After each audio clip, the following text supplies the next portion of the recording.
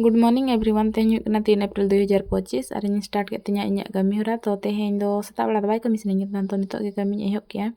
तो लाइफ रे जहाना गे माने जहाना गे गोल मिटांगम सेट का ओना सक्सेस लगिन दो मनमी दो इन्या हिसाब तो पेया जिनिस निहाती एटेन तहन दरकार पुइलू हुयुग कना उनी पूरा बेसरमी के चुलुंग आजा भितर अगु दरकार चेदा से जहान जिनिस गे आम पुइलुम स्टार्ट से अडिगान होड़ रोल लगिन को उडुगुआ अडिगान होड़ ओना अपोज मेया को क्रिटिसाइज मेया को हाना नवा रोते आमा जहाँ इच्छा शक्ति ताम ओना को कम तमा को तो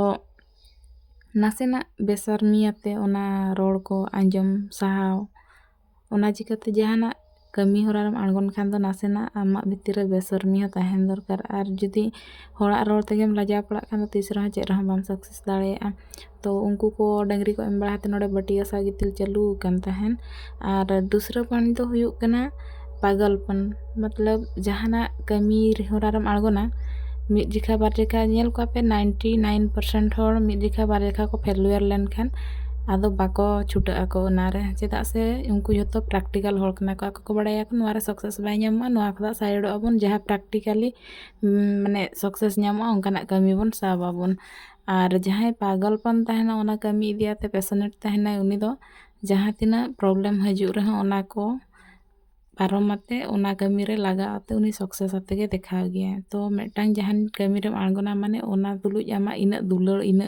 गरज तहन दरकार तबेना आम ओना कमी रे मांग तेम लहा दाड़ेया तो नोडे हो लुगड़ी को नय हर बड़ा हुई कतेन तरासिन बेड़ा रना तो लातार सेन आंगो बड़ा हुईना और दोसर पॉइंट दो हुयुग प्रॉब्लम सॉल्विंग माने प्रत्येक होड़ा लाइफ रे प्रत्येक दिन मिमिद जिखा मा नोंका हुयुग कि बारिया पिया पुनिया प्रॉब्लम मिद जिखाते हजुआ और मेटांग होड़ जुदी तिना भूर आज भीतर रे प्रॉब्लम सॉल्व रना एटीट्यूड बाय डेवलप का इना भूर तो तीसरा हम मांगते बाय लहा दाड़ेया तो लाइफ रे मा प्रॉब्लम मा हजु गया तो ओना प्रॉब्लम को चेक लगाते सॉल्व बाते मांग सेन लहा हुआ ओना दो आज चितान रे डिपेंड है तो प्रॉब्लम हजुआ मेनतेन आम जहाँ कमी होराम साब का ओना कमी होराम बगिया बांग ओडे खोदा एम सहा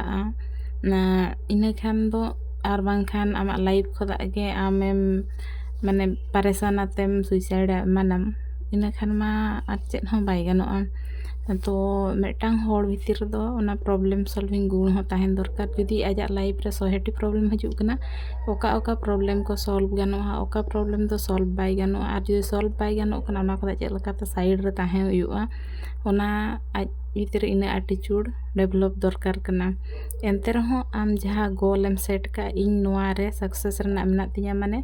बार जखा हुई चुनी मोड़े जखा हुई चुनी 10 जखा हुई चुनी जहाँ तना जखा फेलुयर रहो इन नोआ रे सक्सेस आतिन देखा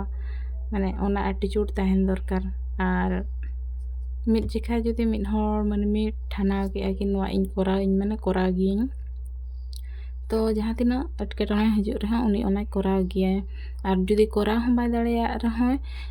आज प्रत्येक थर प्रत्येक फेलुयर खोदा किछि ना किछि सिखनत तो नाम गया तो लाइफ रे जहाँ तीना जखा फेलुयर इना जखा के ओना इदियाते सिखनत माम नाम गया अनुभूति मा बढ़ा गे तमा और लाइफ रे दो सक्सेस खोदा दो जस्ती अनुभूति के कमी रे लगा लाइफ खांडाव लगिन दो आमा जीवन रे दो तीना एम सक्सेस कना ओना रना मायने दो बाय तहना किंतु आम आमा लाइफ खोदा चेद चेद एम चेद का ओना गे आमा लाइफ खांडाव लगिन दो कमी रे लगा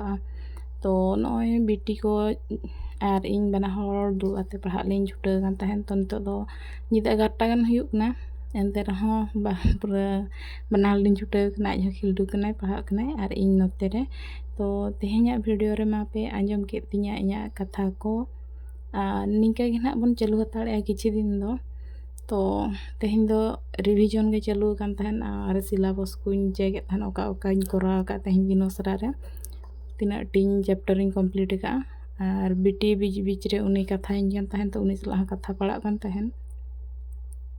निंका तेगे अब बाबा रिया जिनिस बन इया माने आज हबन भुला ñoगे कना और अब हबन पढ़ा कना तो कुसिया कान खान पे वीडियो लाइक शेयर सब्सक्राइब आला पे हिड़िया।